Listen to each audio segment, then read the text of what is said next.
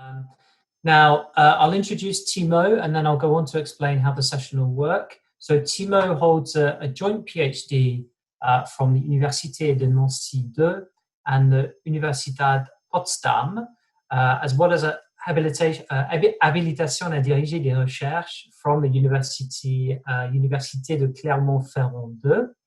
And he teaches French literature, language, and culture at the University of Chester. And his research focuses on contemporary literature from France, Quebec, and Belgium, and on the French chanson. So absolutely delighted. Thank you very much, Timo, for joining us today.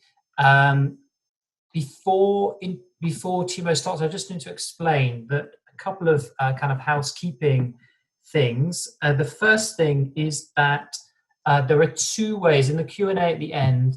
There are two ways to ask a question. If you would like to remain anonymous, then you're very welcome to post questions in the chat, which I then put to Timo at the end of his talk.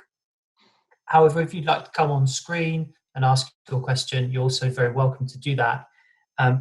Just put up your digital hands. So you can raise your digital hands, or you can write in the chat that you'd like to ask a question, and I'll unmute you and you'll be able to ask your question directly to Timo. Just be aware that this session is being recorded and will be uploaded to the Armilar's website afterwards. So if you do ask your question on screen, then you will be part of that recording. So Timo's title today is Leila Slimani's and Marie Darrieussecq's Lockdown Journals and the Changing Role of the Writer in French Society. So very, very grateful, Timo. I'll hand over to you. Thank you. Thank you very much, Joe. Thank you for having me here this afternoon. So yeah, thanks, Joe, and thanks, Casey, for the impeccable organization of this event. And well, good afternoon to you all. Bonjour, schönen Grüße nach Deutschland. I know that some of my German colleagues are lurking around. And obviously, guten Abend to our friends and neighbors in Wales. So there might be a bit of disappointment in what I'm going to present this afternoon. I've seen much interest on social media, which is lovely, and I've seen much interest on behalf of colleagues specializing in these two writers. And the talk is not really going to be analyzing in depth their works. It's more on really the reception and what the reception teaches us about how, from my point of view at least, the role of the writer in French society is in the process of undergoing profound changes. So like in most Western society, or most countries, be they Western or not, affected by the corona crisis, the latter has enhanced existing social and economic issues, or these have appeared like through a magnifying glass. As far as France is concerned, we were able to notice, for instance, and I found this fairly disquieting, a weird relationship with Germany, the country where, for instance, we don't understand yet the death toll was lower than in other European countries. Testing was indeed more widespread. And in the French media, this fact that Germany was doing better was depicted as a defeat. And an entire range of like warfare vocabulary was mobilized. One of the texts which was quoted very frequently in French media was Marc Bloch's 1940 essay, L'étrange défaite, an analysis of la débâcle in 1940. Like in most European countries or countries all over the world, the French have shown their support and their attachment to their public service, to their health service, to key workers which have been abundantly applauded every night at 8 p.m. New words have entered the French language, like le cloche d'heure, which could be translated by hotspot, after le drive and le drive piéton, where you drive but on foot. France now has le click and collect. And France wouldn't be France if there had not been heated debates on whether to say le or la. Covid. As you know, and as you are aware, in a French context, if we talk about literature, we often talk about something else, namely politics.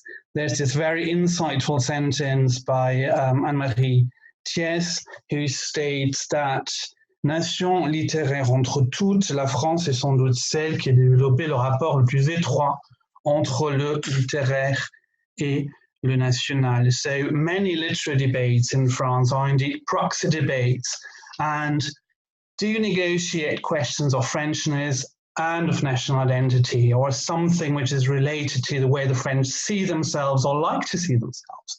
The COVID crisis teaches us a lot about the changing role of the French writer within society, and I would like to explore this further by analyzing quickly the lockdown diaries of two French writers, Leila and Marie Darrieussecq, and then very quickly expose some ideas as to how this could be conceptualized and approached theoretically, given that it is a fairly new phenomenon. I'd be very grateful indeed for your ideas and input, obviously. So thanks for that already.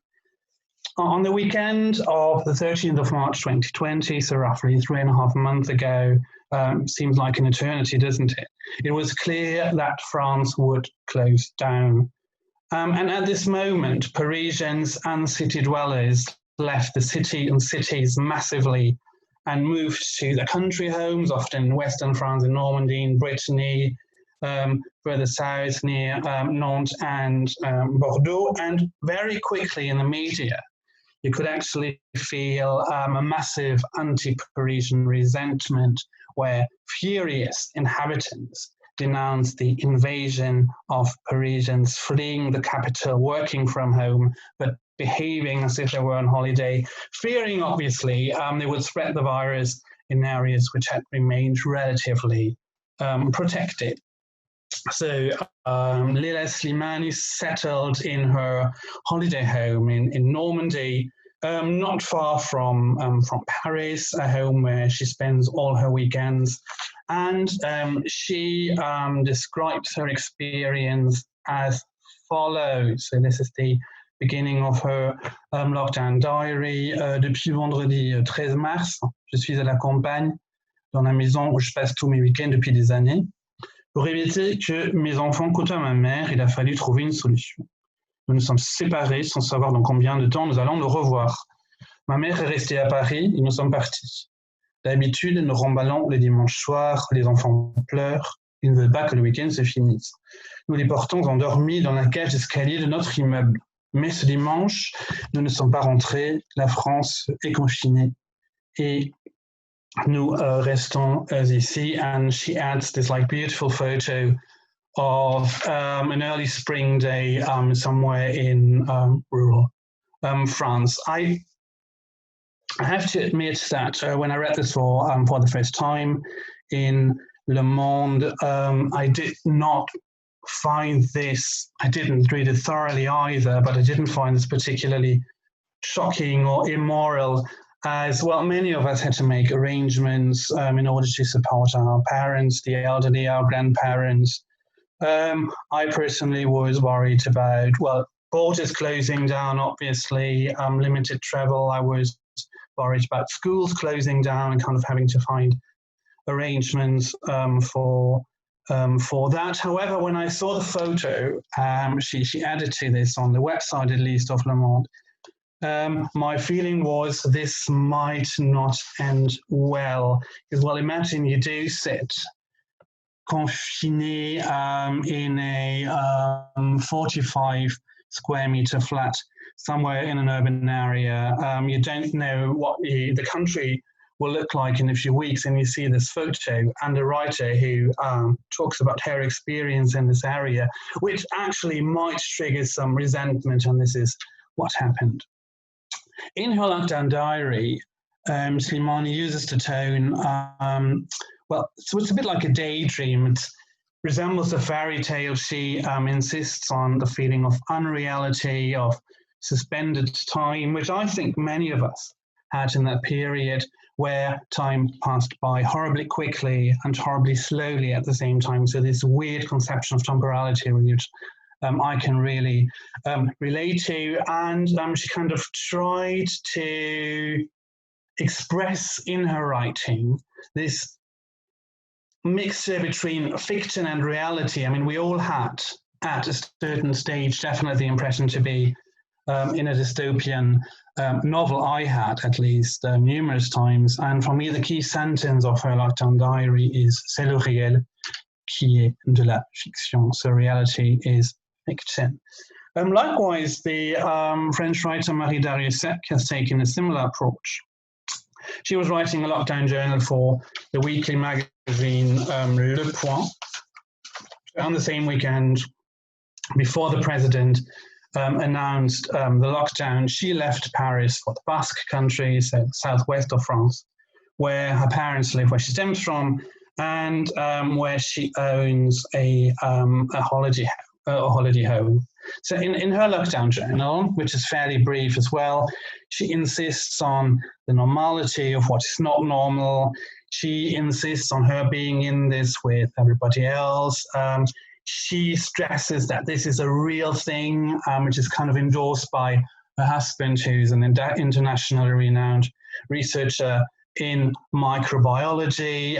She describes the everyday life with her teenage children, the little inclination of her elderly parents to use modern technology for shopping, an experience I can relate to as well. And she talks about her walks by the seaside, obviously with the paperwork sorted, because we know that the French had to fill out a form before they wanted to go out. She expresses her concerns about the future of bookshops, the future of the cultural industry. She talks about the homework with her teenage children. She insists, however, very much on the fact, which I found interesting and noteworthy, that her children go to state schools, which in fact in Paris does not mean a lot, given that the most elitist lycées like H4, Henri IV, or Louis le Grand are, as a matter of fact, state schools. But there again, in this like media frenzy and in the like desire and thirst for information, I think we all had at the beginning of this weird period. I did not find this particularly shocking. But then again, I did not read this really thoroughly. It's a writer I like, I follow, to whom I have quite a lot of sympathy. So it's nothing I did find particularly revolting. However, when you have a look at the headliner under which the lockdown journal was published in Le Point, she very roughly writes, "We were hiding our car with its Parisian number plate in the barn." I think that this sentence is really interesting, and also before the background that, well, many people don't really read anymore. They just have a look at a headline and then they make up their opinion. And it's exactly the sentence which was like reproached to her ever so often, which indicates in a way that Paris has become a synecdoche for disconnectedness, for urban arrogance. And as I said before, it's safe to say that the confinement has enhanced a strong anti-Parisian resentment, especially in the west and in the southwest of France, where even in areas depending entirely on tourism, Parisian cars were destroyed or the tires were destroyed. And it's also something which made me think about the category of space, which I think is paramount, and which proved to be ever so important in the upheaval of the Gilets jaunes and social protest France had encountered 1.5 years or so ago. So given this context, right, it doesn't come as a surprise that the media reaction on social media, which admittedly is sometimes a bit problematic when it comes to good manners, but also the reaction in the press was surprisingly, for me at least, violent. So these are just some of the reactions on Twitter I found noteworthy. interesting. And I do see that I am unfortunately in front of myself, so I'll try to remove myself a little bit. Doesn't really work, but there I am. So Perrine has noted that on ne lira pas le journal de confinement de Leila Slimani. Je ne sais pas quel imbécile qui a validé ça, mais c'est aussi indécent qu'inutile. Supprimé, il est encore temps. Nicolas Guénel has written. Salut les pauvres. Ça se passe bien dans votre 15 mètres carrés à 3 pour passer le temps et descendre la pression du confinement. Vous pouvez toujours lire le journal de bord d'une écrivaine dans sa maison familiale à la campagne. Hein. On n'est pas bien là. And Anaïs has summed up, I think, very poignantly what many people thought. Votre naissance, elle, n'est pas confinée. There was one article in Marianne, and Marianne is, from a political standpoint, a very weird newspaper, as it is very kind of closely to the souverainist movement. I don't really know how to translate that. So anti-EU, and in anti-EU resentment, they kind of host opinions both from the left and the right. And there was one critique in Marianne which I found really interesting. I'm not going to read it entirely, but there are 3 sentences which I think tell us a lot about where this resentment might come from. So the title is Marie-Antoinette jouant à la fermière. En découvrant ces mots, so I quote, je m'en suis voulu de songer que Marie-Antoinette, jouant la fermière à Trianon, n'aurait pu être plus éloignée de la peur, l'angoisse du peuple. And then the second paragraph, which I think is really insightful. Nos élites intellectuelles me semblent parfois hors sol, comme si la Révolution française n'avait pas eu lieu dans tous les domaines et que seule une certaine classe sociale était autorisée à exprimer le goût de l'époque. Hélas, les écrivains, penseurs et artistes ne se contentent pas nécessairement à 3 arrondissements bourgeois du centre de Paris. Je regrette que le monde l'ait oublié.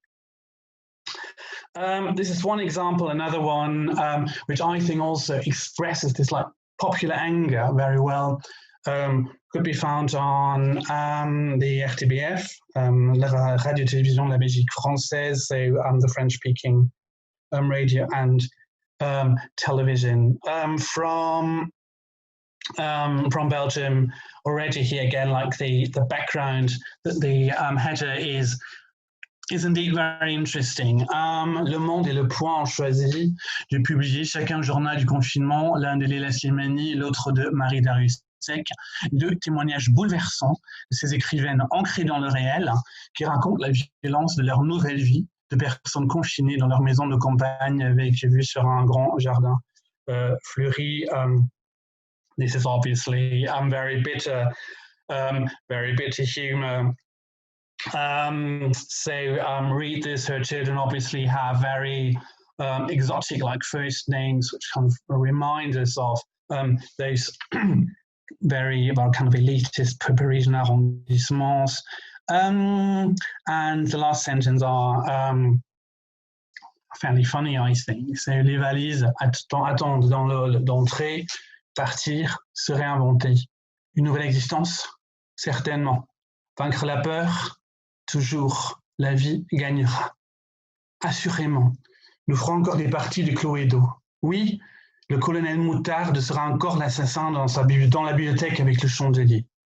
Je souris, la vie gagnera.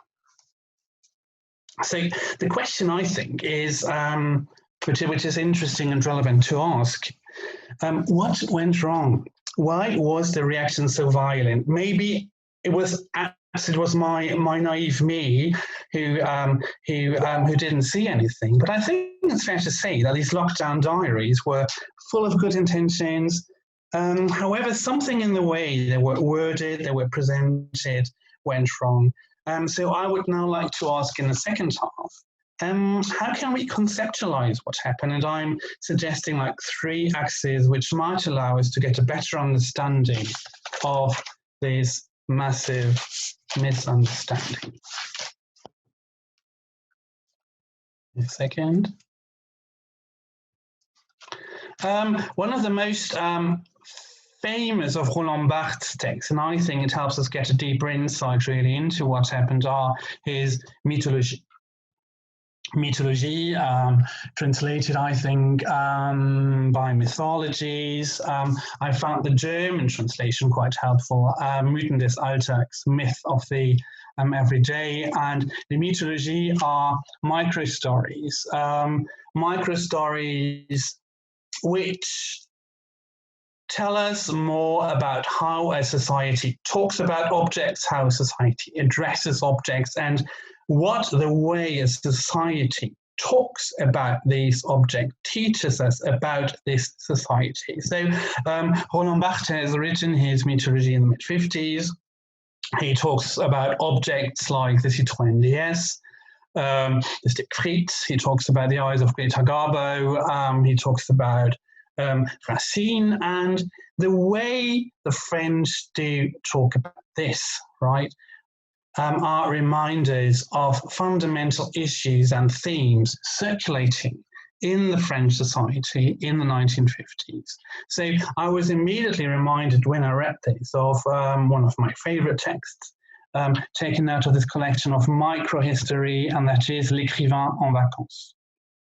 In L'écrivain en vacances, Barthes raises the question of what do we learn about the way the French society in 1950s, especially newspapers and magazines, talk about a writer on holiday, which was a very widespread genre during that period. So interestingly enough, he is a writer and at the same time object and subject. And what he finds out is that the way newspapers talk about this object in a way create a dialectical relationship. He's on the one hand side banalized. He has a body.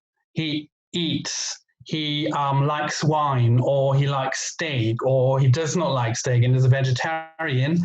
And at the same time, he is in a way constructed really as a godlike myth. So I sometimes had to think of like this intellectual construction of the twofold body of the king as analyzed by Katorovich. So he is charnel, he has a body, but at the same time the muse continues to kiss him and he creates its work. So he has something timely, his body, and at the same time he embodies like a timeless principle in a way, that of literally creation, which in a way goes beyond time. There's one quote which I think explains this like very complicated and weird relationship very quite well. Pour voir publiquement un écrivain d'un corps bien charnel révéler qu'il aime le blanc sec et le beefsteak bleu, c'est me rendre encore plus miraculeux, l'essence encore plus divine, les produits de son art. So one of the key words obviously here, which we need to bear in mind, is divine.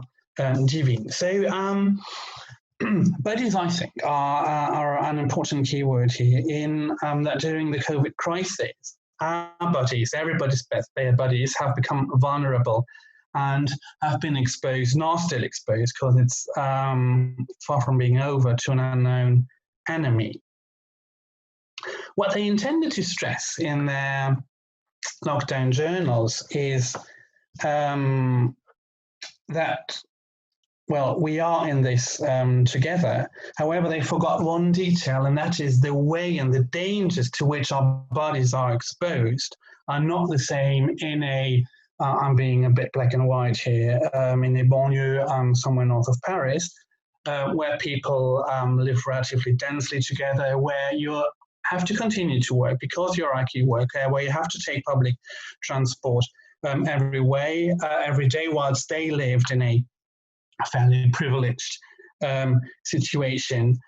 So buddies are definitely something which is important, and the comparison with Marie Antoinette also reminds us of 93, right? The king and his family trying to escape the country with all the consequences this entails. So this idea of running away, of not assuming one's responsibilities, which I think teaches us a lot about the state of social tension and upheaval the country is currently going through. As I stated beforehand, in France, we have a certain particular relationship between literature and power.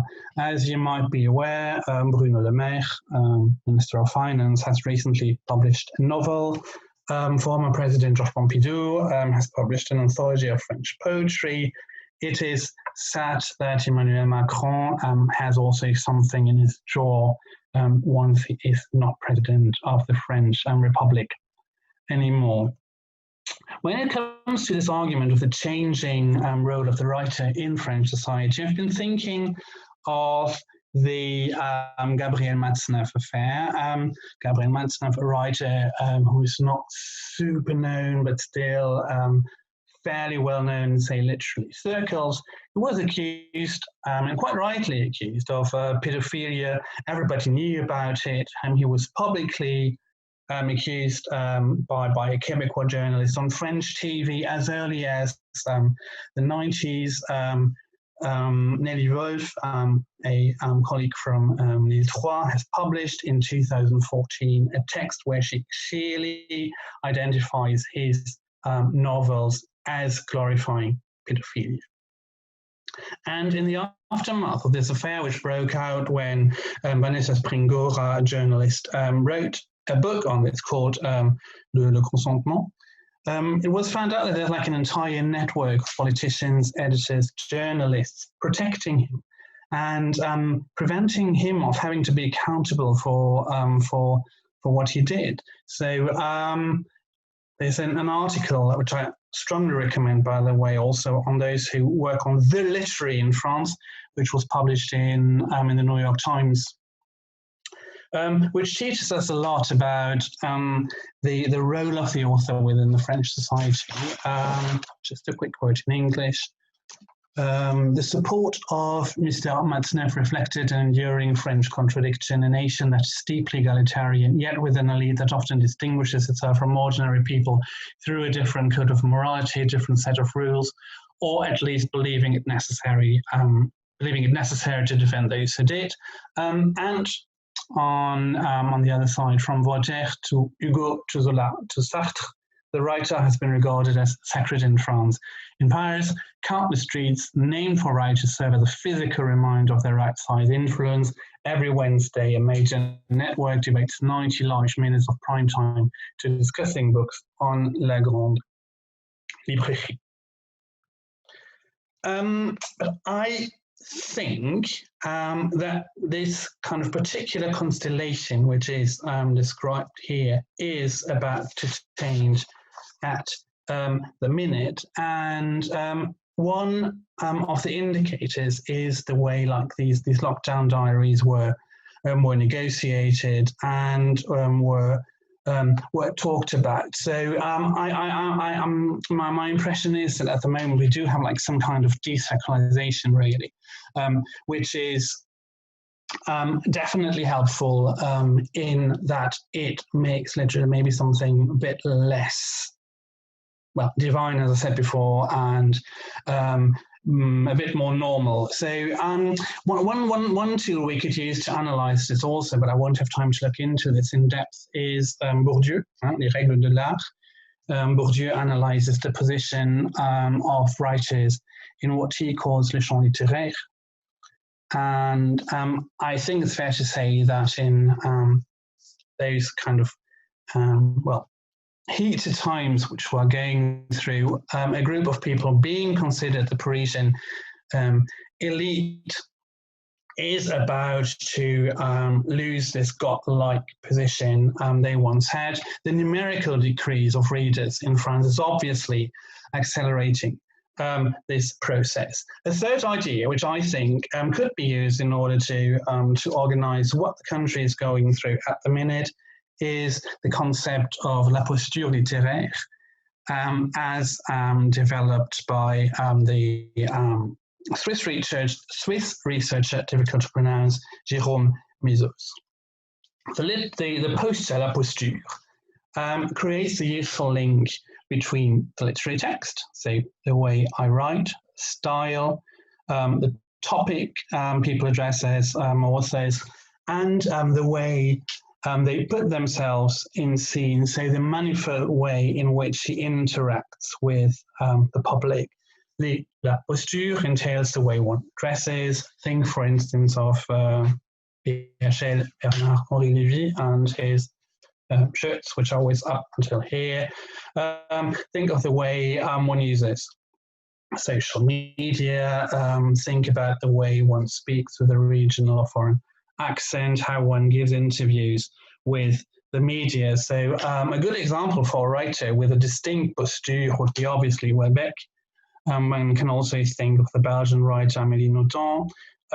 Virginie Despentes also springs to mind. So by adopting a certain posture, one consciously or unconsciously inscribes oneself into a certain literary tradition. One copies, one adapts, one renews pre-existing models. So it's a set of conscious and unconscious choices which in a way link the literary text with the true world, so with the non-literary reality in a way. So I think posture is something we all do every day. The way I sit, the way I look, the room I've chosen to be in today is part of this posture, which is basically conditioned by the expectations, true or assumed by society of what a university lecturer looks like. I have decided not to sit in my kitchen or in my bedroom. I have decided to dress. I have decided to drink water, not wine. I could pretend that I smoke to give me more street credibility. I decided to prepare the seminar and not just to throw in like some ideas in a say Gainsbourg-like way, hoping my genius will radiate through the camera. I've decided to minimize as much as possible the fact that English is not my first language, so this reflects the way I do write as an academic. I follow a predefined road, a predefined pattern with very limited space for creativity. And what's almost dramatic here is that the way or la posture those writers intended to take, right, does not at all match the way the posture was actually received in the population. So l'enfer est pavé avec des bonnes intentions. Hell is paved with good intentions. So the posture of a like solitary writer who is in this with everybody else and who is just as everybody exposed to a dangerous virus was received as Parisian writer is unable to think of herself as being awfully privileged by being able to withdraw herself to the countryside and to minimize the risk of contamination. So it might be fruitful in a theoretical framework to bring this together with the study of reception as it was developed in Germany in the 60s of 70s. But this happens at a time where like the natural given privilege of a French writer seems to be on the decline and where his privileged position seems to be increasingly precarious. This resentment is also something I could have looked into in greater depth. Is also directed against female writers, and I'm convinced that there's like a deeply rooted, what could be called Marie Antoinette complex, ongoing in French society. And I think I'll stop here because I have talked way too much now. So thanks for your attention. I don't see you, which is weird and stressful, but I look very much forward to your questions. Thanks, Timo. I hope you can hear me and that you can see me now. Thank you so much for a really, really stimulating talk and some very interesting points that I'm sure people will have questions and comments about. As I say, I'll just obviously let Timo have a drink of water. But while we're waiting, I just wanted to recap the whole how the Q&A will work. If you wanted to ask a question in the chat, you're very welcome to. Alternatively, if you wanted to come on voice or camera and ask a question, you can just raise your hand, raise your digital hand, that is, and I can unmute you, and you can come on and ask your question. I will make sure the chat is open. Switch everyone publicly. Yeah, the chat should be open, so do let me know if you'd like to ask a question. But perhaps I'll make a start, Timo, while people kind of think of questions or comments they might have. I just wondered, I couldn't help thinking, perhaps it's a bit morbid, but I couldn't help thinking during your talk about when you mentioned Barthes and the writer on holiday, mythologie. I just couldn't help wondering about this question and of course the return to the figure of the author that seems so prominent with these two writers and with the writers you mentioned alongside them. I just couldn't help wondering about Barthes' famous essay, The Death of the Author, and whether you thought about how that kind of fits in. I mean, it's published about 10 years after the mythologie. And I just wondered, like, how does he, I suppose it seems reading that mythologie that he, on the writer on holiday, he has some kind of, I don't know, I feel like there's some kind of disdain for the way that writers are being presented by the media. Yeah, thanks for that question. So I think it's fair to say that at the heyday of the Nouveau Roman, and like the death of the author, which Barthes postulated in his Death of the Author, there was like a split, going on. So I think as a public figure, right, he continued to live, whilst as a literary genius, right, who just sits there waiting to be kissed by his muse and then frantically writes down 400 pages in one night, which is like the myth of the author also, which is going on. He is dead. But I've always been fairly skeptical as to the presumption of the death of the author, especially in a French context, and especially the strong position he held within the French society. But as an intellectual construct, it's definitely something which is interesting to look into. Perfect. Thanks, Timo. I have a question in the chat.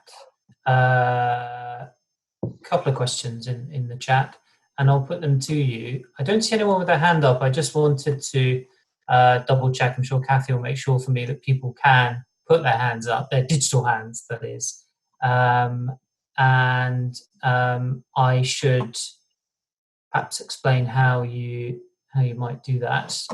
Although you click. Let me think now. How do you put your digital hand up?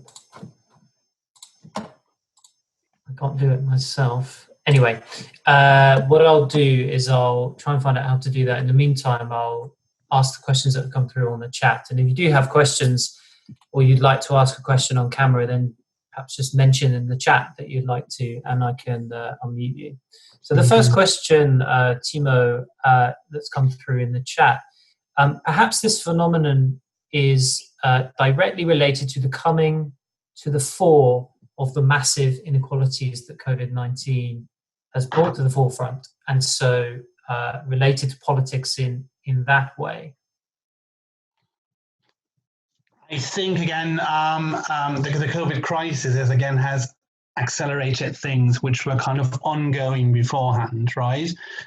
So we had this tendency beforehand, but it was really, really magnified, as I said, and accelerated by the massive social injustice which the COVID crisis has revealed. So the questions are not who has work and who doesn't. These will be questions after the autumn ones, like the economic crisis will hit the questions were who will be continued to get paid, for instance, under which conditions, who is able to work from home, so to be relatively protected from the COVID, whilst others, and those people normally lived in economically disadvantaged areas, were exposed to the virus every day. And I don't think it's a coincidence that, like, the poorest part of the country, like the famous Département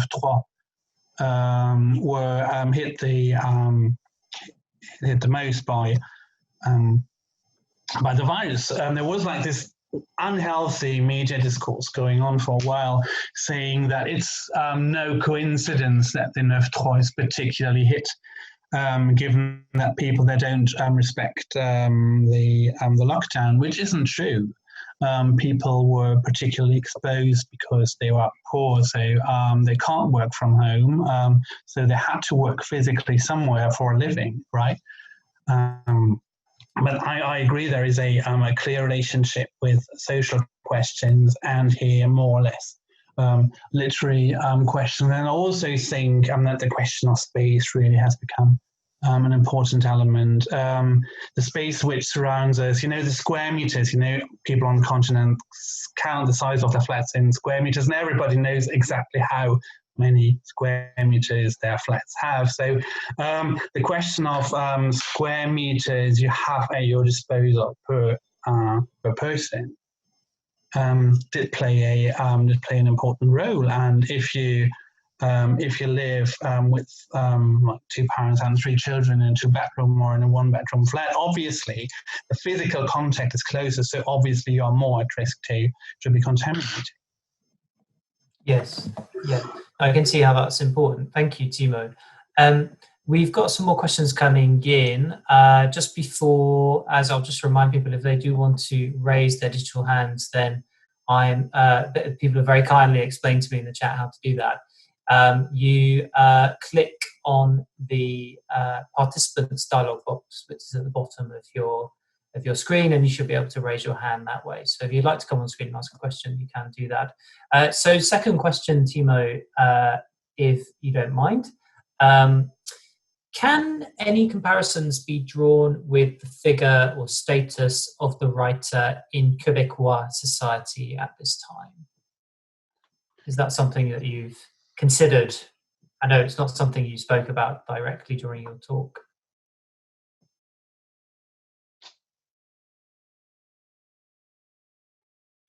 Complicated. And perhaps I could ask a related question, which has also come through, because it is linked, and it's this question of why do you think there haven't been any lockdown diaries by English writers, or have there been lockdown diaries? And the questioner is asking, have they just missed them? Have you come across any English lockdown diaries? I haven't heard of any lockdown diaries by English writers. I haven't heard of any lockdown writers by Quebecois authors either. Although in the crisis, I haven't really been reading Le Devoir as much as I normally do, so like the daily Quebecois newspaper. What's peculiar about the Quebecois society is that there is an awful lot of literary prizes which are awarded to many different authors, but I don't know whether you actually have the same myth really of the author as in the French society, whether the situation is comparable, right, in terms of like the mythological grounding in a way. But these are really just a few ideas which spring to mind. I'll have to think about that. But if this person wants to reveal themselves and drop me an email, I'd be more than happy to look in this in greater depth. Brilliant. Thanks, Timo.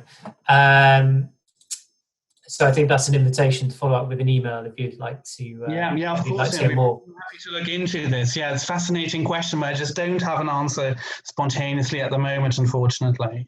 Sure. A question in French, which I will try to read. À propos du Marie-Antoinette, le fait qu'il s'agisse de deux écrivaines, femmes, a-t-il pu attiser le ressentiment? Certains articles prenaient la défense de Leila Slimani et Marie Darrieussecq en faisant remarquer que d'autres textes d'auteurs, comme Wachi Mouawad, n'avaient pas été aussi férocement attaqués. Deux lectures de la posture d'auteur s'opposeraient ici. La lecture qui mettrait l'accent sur les inégalités sociales et celle qui mettrait l'accent sur les différences de sexe. Bonne question, merci de l'avoir posée. Non, mais c'est tout à fait ça. C'est tout à fait ça en fait dans les médias. Et c'est une question effectivement genrée. Hein, donc le genre ici joue un rôle primordial, ça j'en suis persuadé. Hein.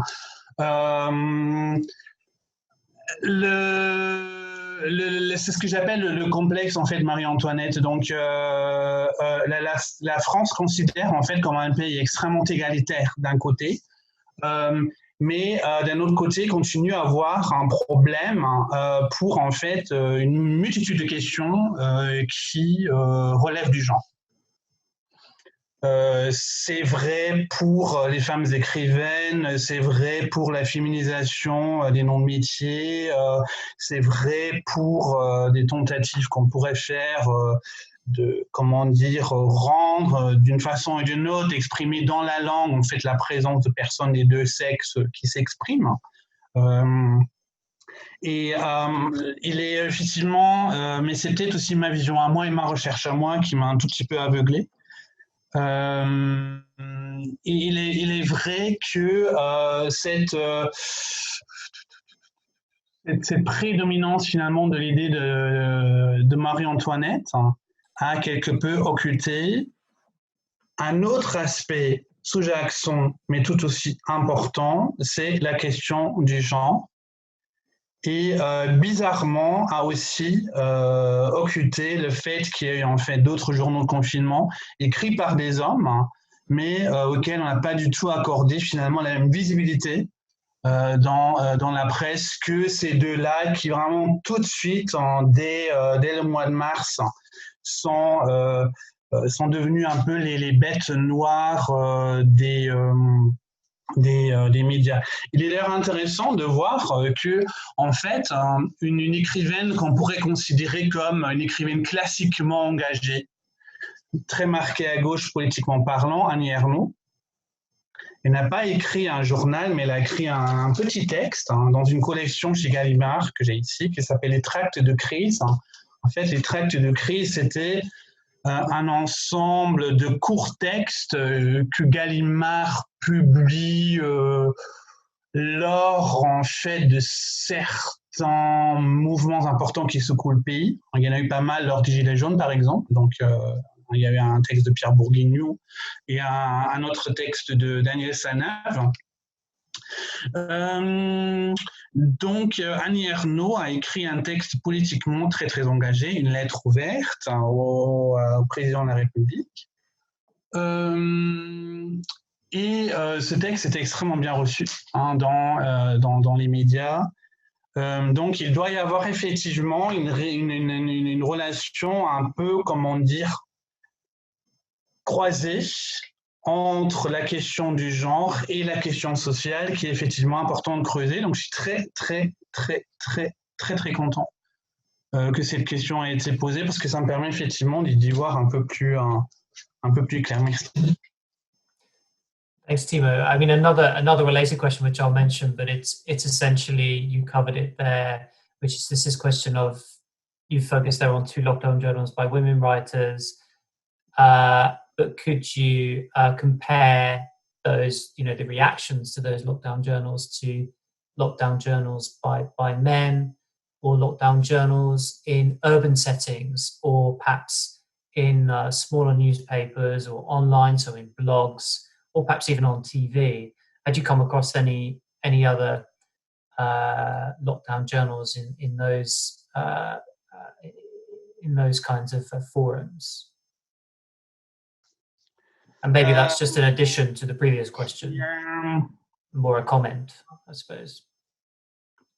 Well, as I said before, but this is also something I will have to look into in greater depth, given that the massive impact those two texts with Annie Arnaud had in the French media. And if you go on Google and very quickly type Journal de Confinement, you will immediately find the entire debate on this. But it's definitely interesting to look into urban settings and into lockdown journals written by men. For the one article which was published in Nouvel Observateur, interestingly enough, which actually defends the two writers, is written by a man.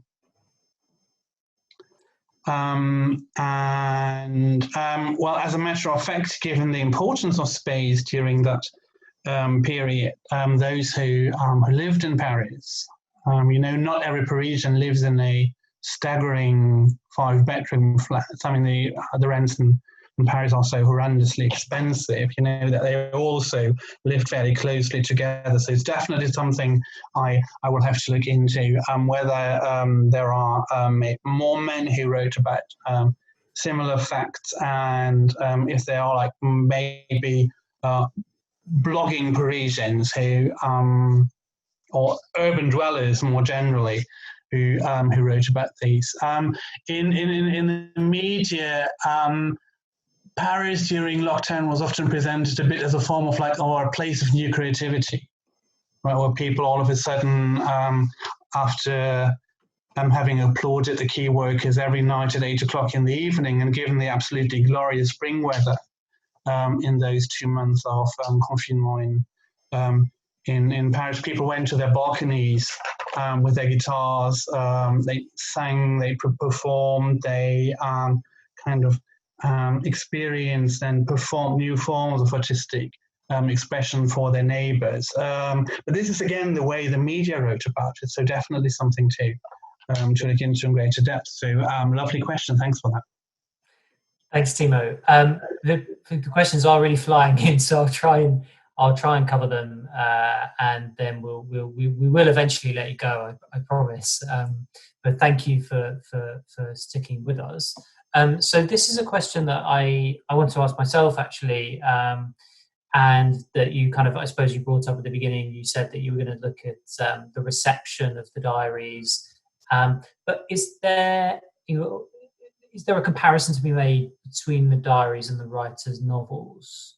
For example, the question here says, for example, Slimani's fictional works, as well as her non-fiction, depict women confined both physically and mentally.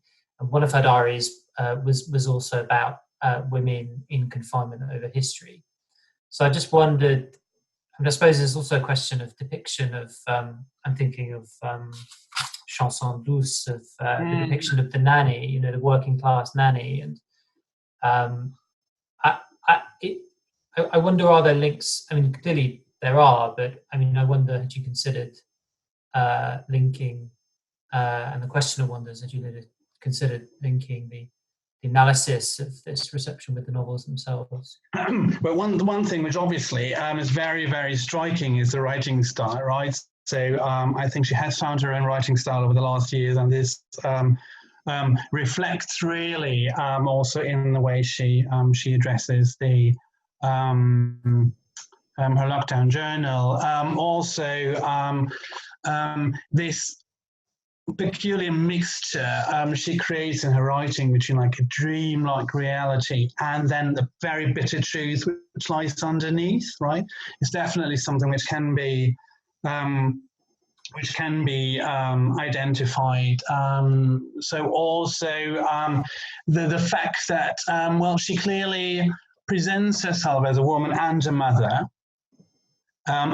who is going through a materially, logistically, emotionally difficult situation, is clearly identifiable. As far as Marie Darrieussecq is concerned, well, her lockdown journals are a bit shorter in general, and she stresses more really the social implications, right? So this is something also which can often be identified in her novels, like especially her early works like Truisme, for instance, right, where she very beautifully but very disquietingly as well talks about the rise of the Front National. So there are clear links which can be established between the writing and the author. It's not something I have looked into in depth yet, but something I would like to do for kind of the piece of work which will hopefully result from this brief presentation. Brilliant, thank you, Timo. So a couple of interesting comments. I'll just put them to you. They're in the chat, so you should be able to see them as well, Timo. Apparently, Margaret Atwood wrote a lockdown diary. The commenter is not sure whether there are others. Apparently, there have been some, actually I've heard these myself, there have been some really interesting COVID chronicles by non-famous ordinary people, and they're kind of flourishing and being broadcast on Radio 4. And then there are apparently others being archived with museums and libraries. The questioner doesn't know if that's happening in France, but on the face of it, seems to be a less elitist version of the way it's been framed in France in terms of the lockdown diary. And then another example here, COVID Chronicles, that's cov19chronicles.com, is a website documenting the experiences of lockdown by refugees in the UK. Yeah, super interesting. They sound extremely interesting, so thank you for those examples. Perhaps I could put one more question to you, Timo, which is, I think, the last question. Do excuse me if I've got lost in the chat, but I'll put this question to you, and then we can round off.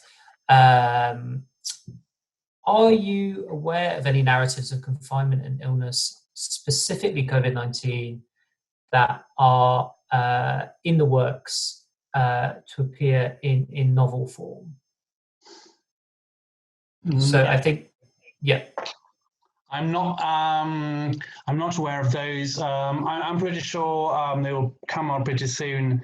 This is, by the way, what like Leila Slimani talks about fairly playfully when she says, "My poor editor will receive in no time at all a massive pile of manuscripts where people talk about their lockdown experience, but I'm not aware of any novels being in process and addressing this thus far."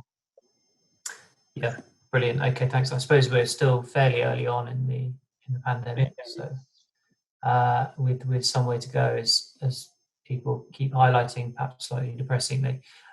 So thank you very much, Timo, and extremely grateful for you coming on and host and talking during our second session of Confinement French and Francophone Literature. So we've got another session coming up, and our speaker, I'm absolutely delighted to confirm, is Claire Lozier. We have yet to confirm a date for that. So once we have, I will send an email around and we'll announce it on Twitter, and it will be up on our website, which is modernlanguages.sas.ac.uk. The recording from this session should be up in about 2 weeks on our website, and you'll see there are lots of other recordings that we've put together of sessions that we've been conducting under lockdown. So just to say thank you very much to Timo, thank you very much to the questioners, and we'll draw the session to a close there. So thanks very much for joining us. Bye now.